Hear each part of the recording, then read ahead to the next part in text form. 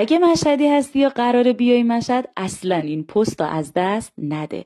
اینجا یه اقامتگاه بومگردی سنتی و باصفاست که فقط 1 ساعت با مشهد فاصله داره. مسیر دسترسی تا دم در اقامتگاه کاملا آسفالت و بدون چالشه. فضا پر از آیتمای نوستالژیه که حال دلتون رو خوب میکنه.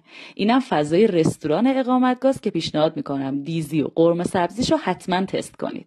اتاقای اقامتگاه خیلی تمیز هستن و اقامت به همراه صبحانه سرد و گرمه. اینجا میتونید لباس محلی کرایه کنید، بشینید لب حوض و حسابی لذت ببرید. اما چیزی که خیلی مهمه اینه که این اقامتگاه اتاق نمک داره و این اتاق طوری درست شده که نمک ها کاملا گرم هستن و شما میتونید بشینید و از فواید نمک درمانی مثل رفع پادرد و کمردرد و کاهش اضطراب استفاده کنید.